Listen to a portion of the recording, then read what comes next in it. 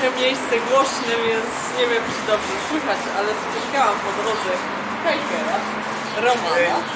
On jest z Francji, też wędruje Jordan Trail. Biwakował kawałek dalej od tego miejsca, w którym ja spałam. Spotkaliśmy się na trasie, już przeszliśmy razem, no nie wiem, z 8 km. Jeszcze kawałek przejdziemy. Roman będzie trochę wolniej, ma mniejsze dystanse dziennie niż ja. Właśnie byliśmy w sklepie. Gasa może. Jest. No, zaopatrzyliśmy się trochę w płyny. No i lecimy dalej.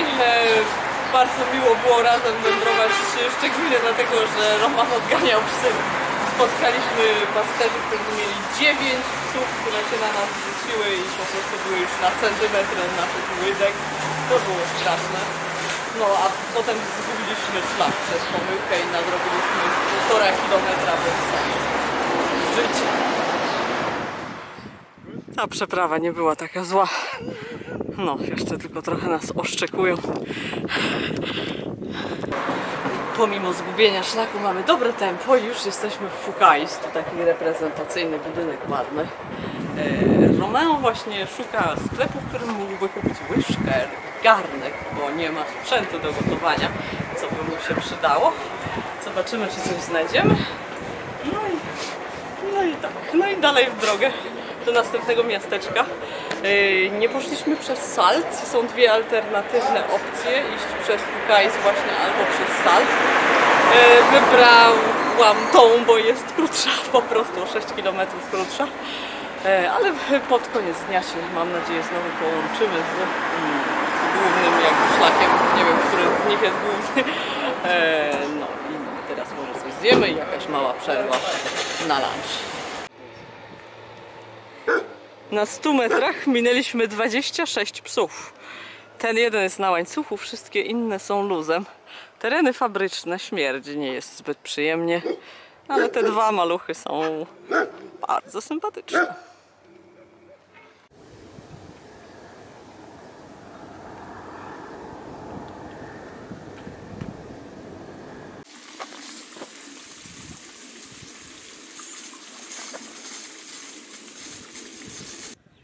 Mam na dzisiaj wodę kranową, ale jest źródełko. Jest rurka, ale nie płynie z niego woda i chyba jest zbyt sucho. Niemniej jednak jakość wody jest ok. Przejrzysta, czyściutka, fajna.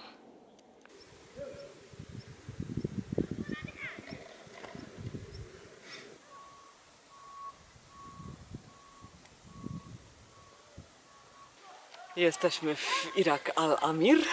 Szukamy noclegu. W aplikacji był podany adres tutaj, gdzie stoimy. Tu miała być jakaś siedziba Związku Kobiet, z tym, że aktualnie nie funkcjonuje. Ale podany numer odpowiedział, jakaś pani właśnie nam czegoś szuka, więc jest nadzieja. Słońce już zaszło, tradycyjnie robi się dość mroczno. A dzieciaki się jeszcze bawią. Thank you, czyli się chyba udało. Miejscówka naprawdę fajna i godna polecenia. Panie z tego kooperatywu po usłyszeniu, że wędrujemy Jordan Trail, otworzyły obiekt i jest tu taki prosty pokój z 2 łóżkami. Akurat dla nas jest też łazienka z prysznicem. Czysta tym razem. Cena nie musiała w ogóle podlegać negocjacji, ponieważ wynosi 10 dinarów. Standardowa hostelowa cena raczej, więc fajnie, jest czajnik, można robić wrzątek, woda w kranie, wiadomo, łóżka wygodne, czysto i fajnie, naprawdę się udało dzisiaj. Jutro, no jeszcze zobaczę, gdzie wyląduję, no ale jutro już nie będziemy wędrować z Romanem, bo Roman jest wykończony. Poszedł teraz pod prysznic, ale planuję pospać sobie trochę dłużej, o 9:00 będzie śniadanie, ale mnie już nie będzie, się na śniadanie nie załapuje, bo mam zamiar po 7:00 standardowo wyjść. No. Parzy mi się już gorący kubek, parzy mi się herbatka, będą 2 pomarańcze, bo gdzieś znalazłam pomarańcze na poboczu drogi. Takie, jedna jest trochę nadgniła, zresztą mogę pokazać. Nie no, zupełnie są w porządku. Widzicie. Bardzo fajne, pachnące pomarańcze. będą na deser po zupie z chlebem. Jest już kompletnie ciemno, a najbardziej cieszę się na prysznic, no i potem walnę się do łóżka spać. Dobranoc.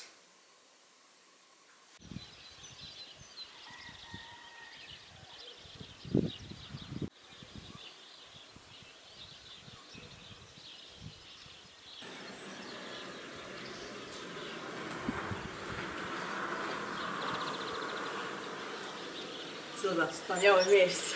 Nie ma jak zacząć dzień od porządnej ruiny. Dzisiaj spałam tak dobrze, że mój mózg przeniósł się chyba do kraju Amonitów 2 wieki przed naszą erą. Z tego właśnie okresu pochodzi ta ruina.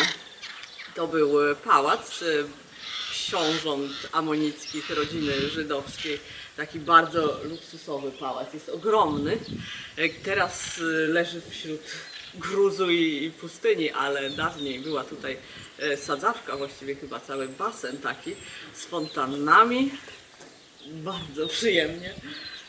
Bardzo piękna architektura. Tam nad Gzymsem były lwy i pantery i orły w rogach. Niestety już ledwo widać lwy, o orłach możemy zapomnieć.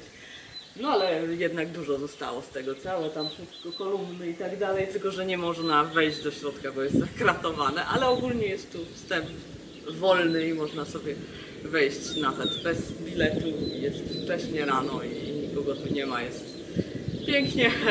Kolega został jeszcze w łóżku i czeka na śniadanie, a ja lecę dalej. Słońce właśnie wzeszło, więc zdejmuję power stretch, bo zaraz będzie ciepło. No i kontynuuję w stronę góry Nebo dzisiaj, ale jeszcze chyba na nią nie wlezę.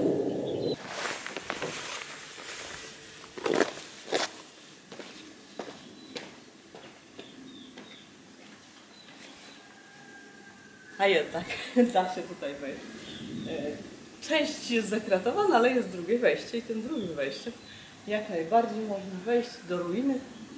W zasadzie super byłoby tutaj spać w tych starożytnych okoliczności.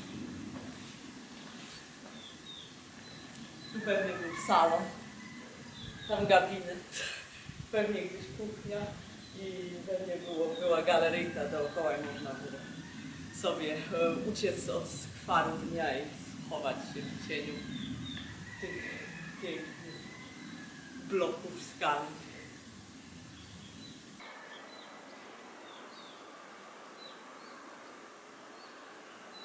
Znalazłam panterę, jednak pantera ocalała, to z jej pyska leciała woda do fontanny, jeszcze właśnie była druga, chyba po drugiej stronie pałacu. Ale niewiarygodnie pięknie to wygląda, tak dobrano budulec, że wygląda jakby pantera miała faktycznie cętki. Niesamowicie fajna.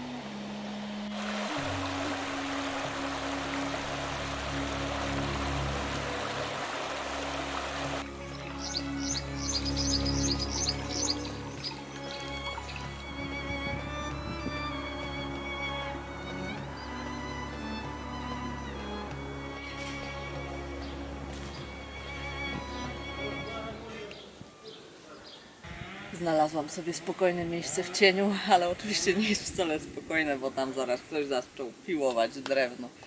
No, ze 2 statka owiec w pobliżu się błąkają, ale fajne miejsce pod sosnami. Zrobiłam sobie przerwę na lunch.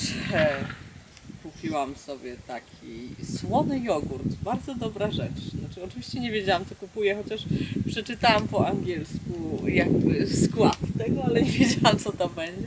Rzeczywiście jest to po prostu słony jogurt. W tym klimacie, jak jest tak gorąco i człowiek traci tyle soli, to bardzo dobra opcja taki słony jogurt. I zimno jest. Wystarczy, że się ze słońca zejdzie i robi się bardzo zimno. To już mój 4. żółw, ale ten jest malutki. Wielkości do połowy mojej ręki. O, wystawia główkę. Jaki jest śliczny.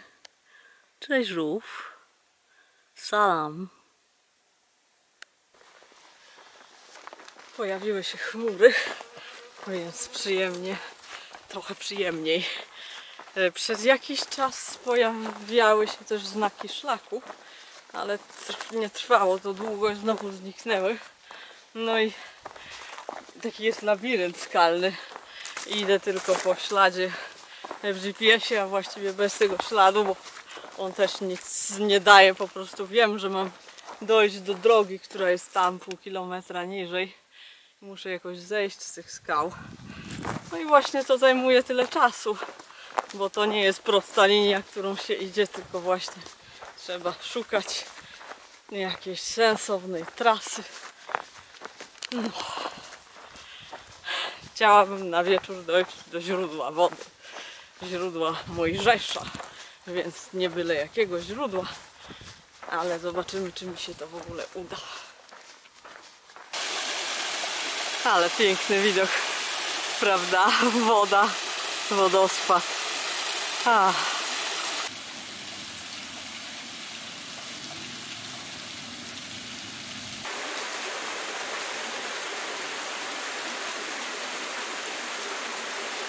To jest właśnie źródło Mojżesza w takiej wnęce powstałej w wyniku wstecznej erozji. Płynie sobie strumyk, wypływa spod ziemi, nagle czysty i piękny. Szkoda, że jest tu taki śmietnik jak zwykle, no może nie aż taki jak zwykle, jest trochę lepiej. Ale powyżej są jakieś takie dziwne ruiny, tak jakby była tu kiedyś jakaś kaplica chyba. Tylko, że zostały tylko mury i popisane ściany, więc nie wiem. Przed, nie wiem, 10 minutami jeszcze spotkałam Beduinów z namiotami, którzy aż nazbyt intensywnie mnie zapraszali i tak dość namolnie powiedziałam. Dzieciaki zaczęły pytać mnie za kijki, więc uciekłam stamtąd na wszelki wypadek, bo jakoś to podejrzanie wyglądało. A źródło Mojżesza jest wcześniej niż myślałam. Ja miałam na myśli rano, że wybieram się do następnego źródła, a to chyba się nie uda, ale wejdę za to na Górę Nebo. Może uda mi się zabiwakować przy tamtejszym kościele. Jest tam klasztor, to byłoby fajne, bezpieczne miejsce, ale zupełnie nie wiem, czego się spodziewać, więc zobaczymy. Na razie nabiorę tutaj wody, no i będę się pieła pod górkę.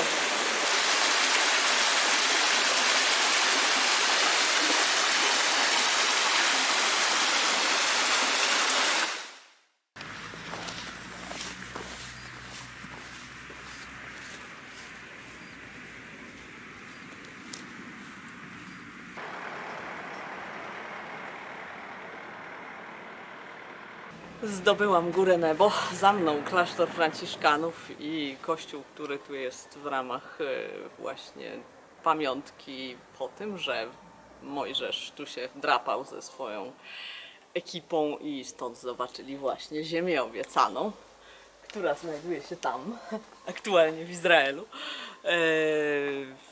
Mount Nebo, Góra Nebo ma jakieś 800 metrów nad poziomem morza, zapomniałam ile dokładnie, tylko że ta Dolina Jordanu, która kontynuuje się do Morza Martwego, jest dużo poniżej poziomu morza. Morze Martwe jest ponad 500 metrów poniżej poziomu morza, więc te 800 trzeba jeszcze do niego dodać te 500, więc w rzeczywistości jakieś 1300 nad poziomem gruntu, znaczy lustra wody Morza Martwego, którego nie widać z tego miejsca. Niestety nie wejdziemy, niestety nie zobaczymy, jak to Morze Martwe się prezentuje ze szczytu, ponieważ jest już zamknięte, jest za późno. Jest po 18, no i w związku z tym zamknęli. Ale więc nie mogę też zapytać o biwak, ale zapytałam już o biwak panów policjantów, którzy tam niedaleko są. Oni tam mają taki posterunek właśnie dla turystów, więc zaraz się tam skierowałam i zapytałam o bezpieczne miejsce do biwakowania. No i mówią, że przy parkingu mogę biwakować, co też zamierzam uczynić. I już lepszej miejscówki nie mogłam wybrać. Tu jest taki trawniczek z murkiem obok tej betonowej płyty parkingu, więc mogłam bić śledzie. No bezpieczniejszej miejscówki nie mogłam trafić, więc super, cieszę się bardzo, bo tu w pobliżu jest sporo namiotów beduinów, znowu z okropnymi psami i schodzenie kilometr dalej byłoby bardzo złym pomysłem, więc tutaj jest po prostu idealnie, policja ma mnie na oku, znajduje się dokładnie za mną, więc super, bardzo mili ludzie i fajne miejsce. Mam piękny widok, wszystkie światełka wokół się już zapaliły w miastach i w miasteczkach. Po drugiej stronie Doliny Jordanu również.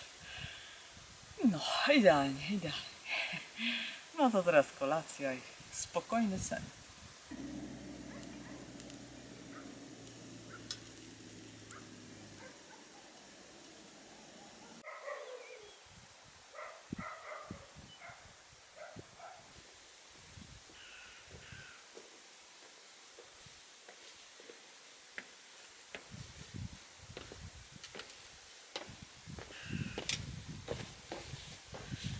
Już prawie godzinę idę tym kanionem. Teren jest trudny, bo nie wiadomo, czy gdzie iść, trzeba samemu szukać drogi. Miejscami jest bardzo stromo i trzeba obchodzić takie większe uskoki. Ten jest akurat niewielki. No więc jest wyzwanie z rana, ale noc była fajna, spokojna, pod okiem policjantów. I rano jeszcze poszłam do nich poprosić o wodę, także mam zapas wody pitnej. Problemu nie ma. Zaraz jak tutaj zeszłam, od razu były jakieś psy, które szczekały. Jeden bardzo uparcie aż do ostatniego zakrętu mnie oszczekiwał. Więc no tu nie byłby fajny biwak, zresztą nawet nie byłoby za bardzo gdzie rozbić namiotu, bo jest pełno luźnej skały. No coś czuję, że się zanosi na ciężki dzień. Mam niedługo odbić w lewo z tego kanionu. Miejmy nadzieję, że to nastąpi niedługo.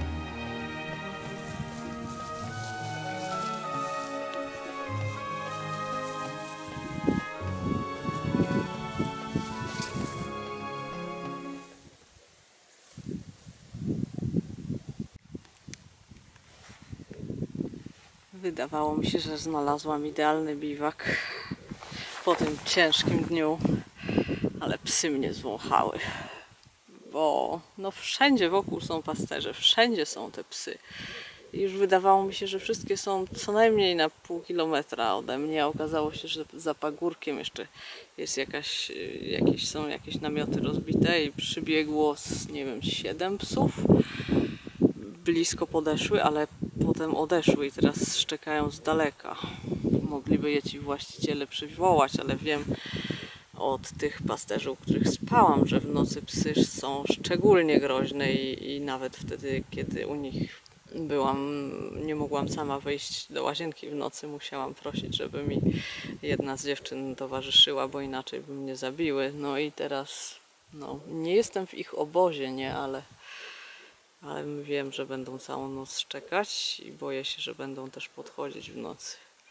Zasięg jest taki ledwo, żeby wzywać pomoc, policję, to musiałabym tutaj wyjść kawałek wyżej. No i co mi policja pomoże? Zanim tu przyjedzie, to już będzie po mnie. No nie wiem, cholera. To jest najgorsza rzecz na tym szlaku, te psy. Dam znać, czy jakoś przeżyję to. Jak nie dam znać, to znaczy, że nie przeżyłam. O kurde. No niestety, naprawdę boję się psów i nie bardzo sobie z nimi radzę.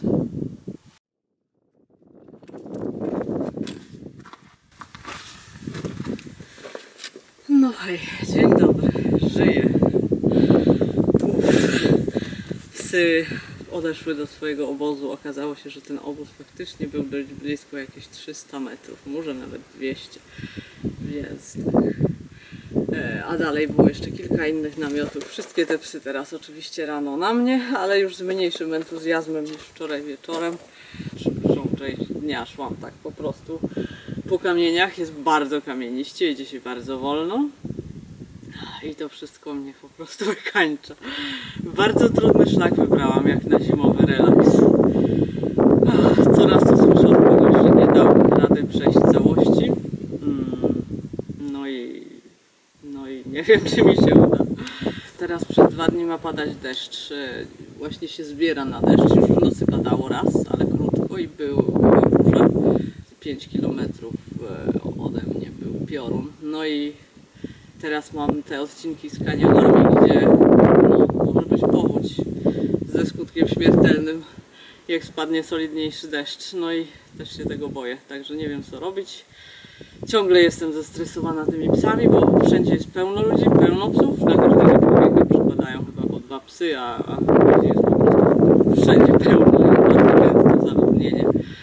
Tylko tu jest takie miejsce, że w kanionie po prostu nikogo nie ma żadnego psa i jeszcze na dodatek nie wieje, więc mogę się z wami przywitać. No to tyle moich refleksji porannych. No już widzicie, jak się na mnie czają. Na razie nie mają śmiałości ze skarpy zbiec, ale czekają na skraju, już czekają. Chyba 5 chwilowo. A ja nie mam innej drogi, muszę iść tędy do tego kanionu.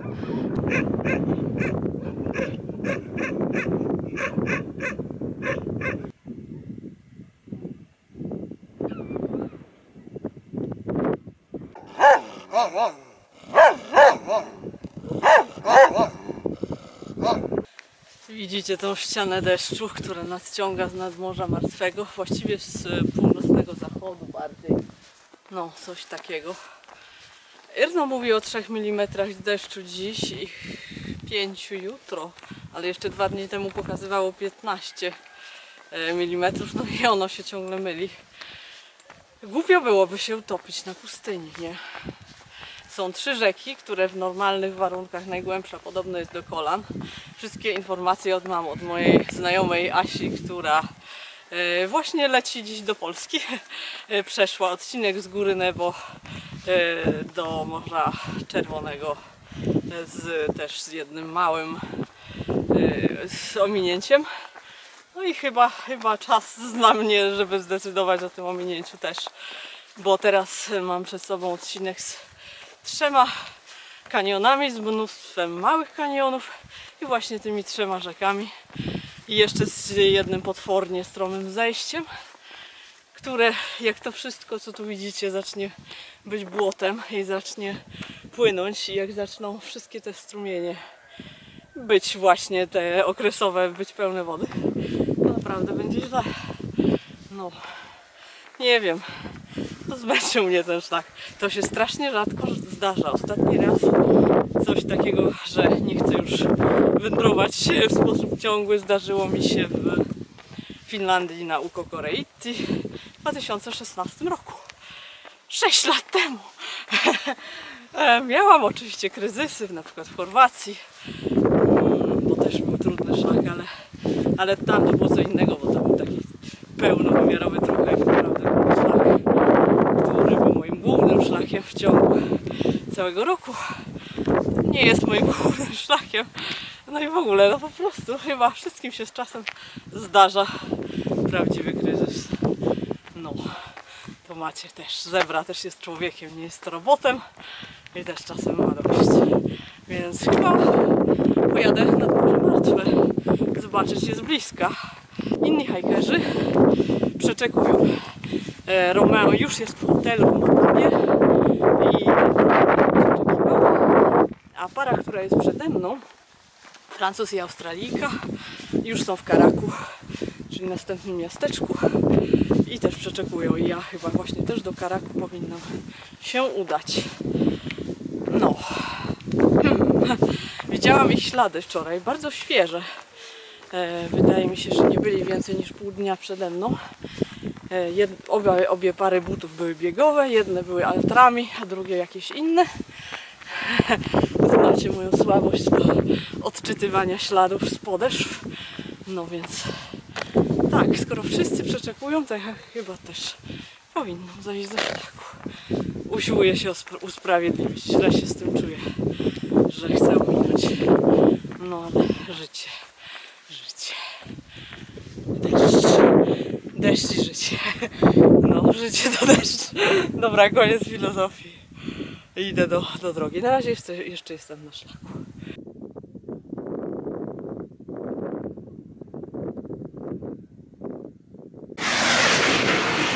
Stało się, zjechałam do asfaltu, do głównej drogi.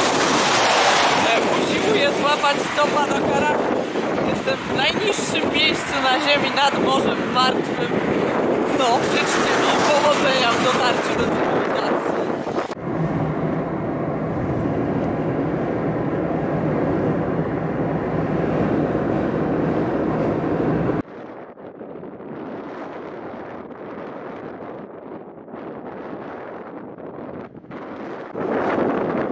Jestem prawie nad Morzem Martwym. Tam jest taka solna, skalista plaża. Można byłoby w zasadzie jakoś zejść i się wykąpać, ale jest zimno, wieje i raczej nie sądzę, żebym miała się kąpać. Deszcz chwilowo został za nami. Złapałam stopa z bardzo sympatyczną parą Amerykanów z Kalifornii, którzy podróżują 300 dni. Są strasznie mili, jadą prosto do Akapy. Mogłabym dzisiaj być w Akapie, no ale no nie, bez przesady. Do Karaku pojadę, będę próbować łapać dalej na skrzyżowaniu. No i jestem w Karaku, pozamiatane i spotkałam dwóch hikerów, którzy już tutaj byli. Umówiliśmy się przez Instagram, że się spotkamy, no i mamy jedzenie. I jest fajnie, będziemy razem nocować w tym samym miejscu, już jest załatwione. No, super, przeczekam tą złą pogodę i jutro mam nadzieję dalej. Patrzcie jaka pogoda. Krupy śnieżne, gradobicie jakieś, wichura. Straszna sprawa. Wybrzmiewa właśnie popołudniowa modlitwa, ja już jestem po zakupach. Myślę, że to była dobra decyzja, żeby podjechać ten kawałek i ominąć te zagrożone powodziami odcinki, bo dziś naprawdę jest źle, jest gradobicie, leje. Roman, Francuz, dzwonił nawet na numer ratunkowy, bo rozbił się w miejscu, gdzie właśnie zaczęła się powódź już w nocy, ten piorun, który słyszałam. No i tak. I moi koledzy hikerzy mówią, że to naprawdę był trudny odcinek i w deszczu sobie nie wyobrażają. Jest tam takie ogromnie strome zejście i jest właśnie dużo kanionów i no nie. No, a nie mam tyle czasu, żeby czekać i wracać, bo zabraknie mi czasu, żeby skończyć cały szlak. No trudno. Pewnie nie mnie pierwsze się to zdarza. Oni też kawałek podjechali, ale tylko 10 km, no bo byli znacznie bliżej. Będę się teraz nawadniać i mineralizować. Mam granaty, całą miseczkę granatu mam. 2 kg pomarańczy, zacznę od 4, ale myślę, że wszystkie je połknę, bo jestem tak wysuszona po tej pustyni. No i resupply, składające się głównie ze słodyczy. Wafelki, takie galaretki z orzeszkami, sezamki też tu mają. Dostałam parę porad na temat tego, co tu jest smaczne, więc na przykład mam hummus paczkowany, taki do wyciśnięcia. Takie coś słodkiego z pistacjami, co zapomniałam jak się nazywa. Chleb mam jeszcze, bo byliśmy w restauracji właśnie na tym lunchu. No i mam ser żółty, co normalnie jest nie do zdobycia, wydaje mi się, bo tu nie jedzą sera w Jordanii. A mam jogurt jedzą jak najbardziej, to jest taki normalny jogurt zaledwie 700 gramów, więc myślę, że nie będzie problemu z połknięciem go. No i będę się relaksować i czekać na rozwój pogody. Może się poprawi. Niby jutro ma być jeszcze gorzej, ale kto wie, może się poprawi. Mamy warsztat naprawiania obuwia. Silikon w takiej tubie. Grzejemy go nad piecykiem. Kurwa! No! Kurwa! I read that one. I worked with a lot of Polish guys over the years. Oh no. Bo ja mam tutaj wielką dziurę. Zasilikonowałam już ten but tutaj i z drugiej strony. I to samo chcę zrobić w tamtym.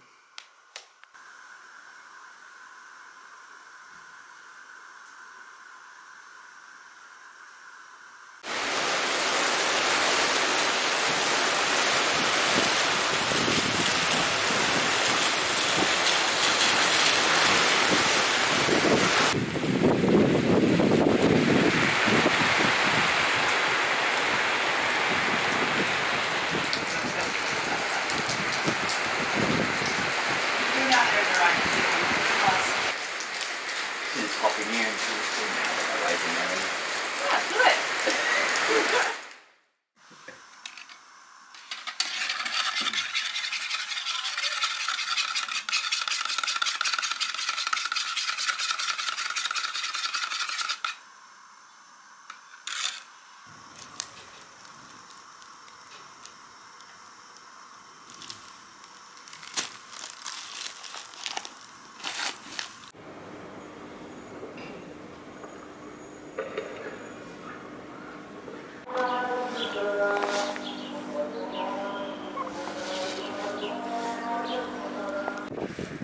Poznajcie mój ulubiony sklep w Karaku. Bardzo sympatyczny sklep warzywny.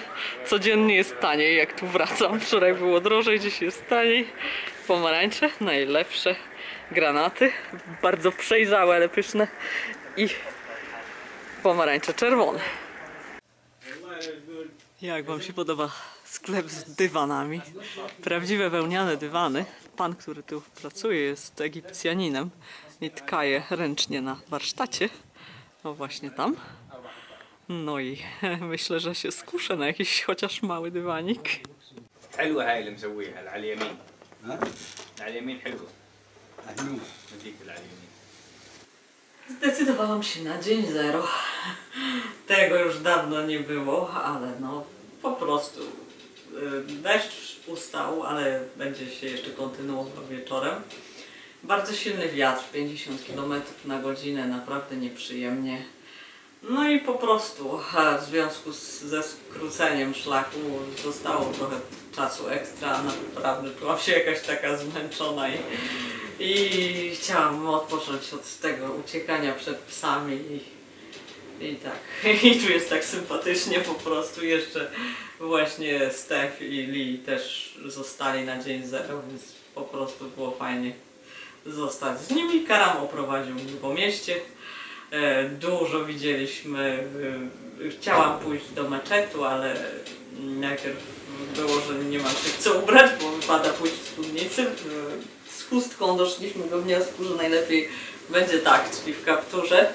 Ale w południe było spotkanie modlitewne, więc wtedy nie można było iść i potem powiedzieli, że jest zamknięte, no i ostatecznie nie poszliśmy, obejrzeliśmy kilka kościołów chrześcijańskich.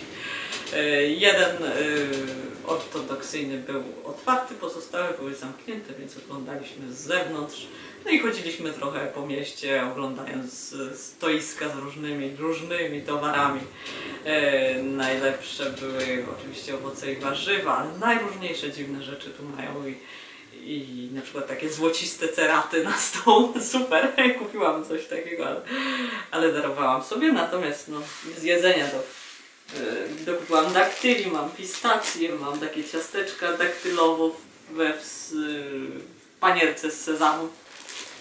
Mam banany jordańskie, takie maleńkie, w ogóle dostałam je za darmo. Pan powiedział, że nie muszę za nie płacić, że z gościnności mi je dają. Lokalne pomidory do śniadania i jeszcze cała torba owoców. Tym razem kosztowały tylko 1 dinara jako powracający klienty i może ze względu na towarzystwo Karama właśnie wyszło taniej, więc znowu mam granaty, mam jeszcze gruszkę i pomarańcze mam i pomarańczowe i czerwone, więc tak, mam nadzieję, że mój żołądek wytrzyma taką ilość owoców, bo tu już jest ze 3 kg, jak na razie w porządku. Zjadłam 12 pomarańcz od wczorajszego popołudnia. Wszystko jest okej. No i najlepsze jest to, że kupiłam dywany. To jest zawsze normą. Mój plecak jest ultralight, a potem kupuję pamiątki i już ultralight nie jest, ale w Akabie będzie znacznie drożej. Tu było taniej. No więc zdecydowałam się właśnie na 2 dywany. Jeden jest taki malutki i ma na obrazku człowieka siedzącego przy ognisku z wielbłądem i jest jeszcze oaza, no po prostu super, taki do powieszenia na ścianę. A drugi jest taki no full dywan na podłogę, waży chyba kilogram. Nie wiem jak będę to targać, jest to opcja wysłania tego, ale myślę, że prościej będzie jednak, jeżeli to poniosę aż do końca szlaku. No nie pierwszy raz, nie ostatnio obiuczam się jakimś absurdalnym towarem, no ale nie kupić dywanu w kraju arabskim to byłby wstyd. Więc tak, mam dywan, owoce. Raz jeszcze chyba sobie zafunduję wątróbkę na obiad. Nie udało mi się znaleźć wątróbki, no trudno, ale mam klasykę gatunku, czyli falafela. Tam są, jeszcze ich jest tam więcej, czyli kuleczki z ciecierzycy i do tego frytki z ketchupem, no i te 2 pomidorki. Jeszcze mam 3 na śniadanie.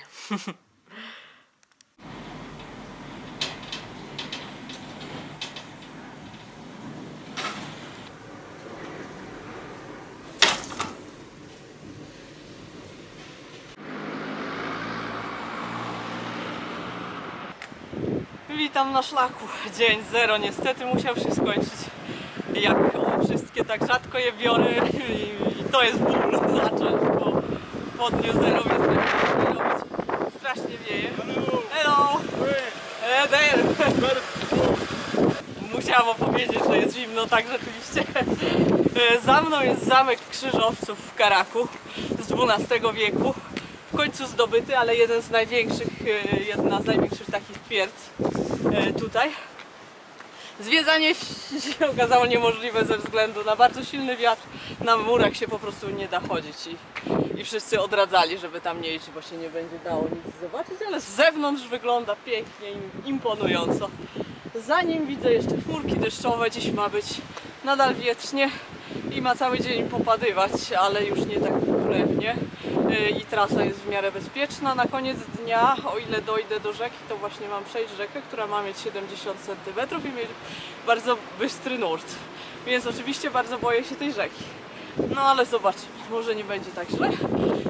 Karam był cudowny, polecam serdecznie nocleg w Karaku, właśnie.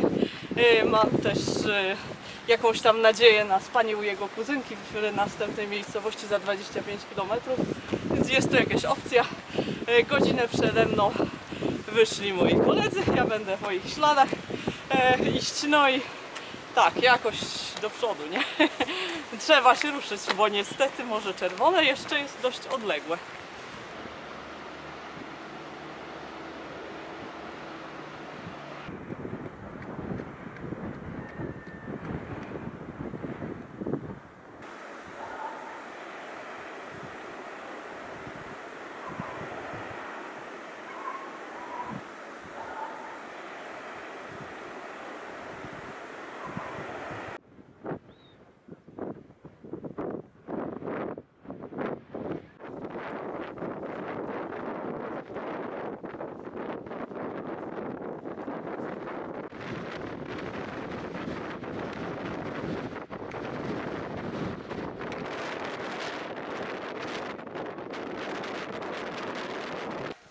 W dolinie chwila wytchnienia od wichury potwornej, która dziś zwala mnie z nóg, ale oczywiście nie ma chwili wytchnienia od psów.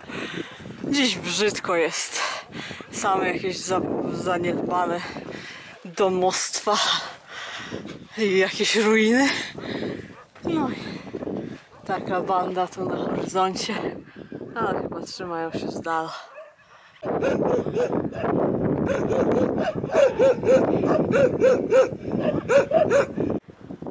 Wciąż leży śnieg, który spadł dzisiaj w nocy. Teraz zrobiło się bardzo szaro. A to już jest wieś, w której mieszka kuzynka Karama. Bardzo trudno byłoby powiedzieć nie tej miejscówce.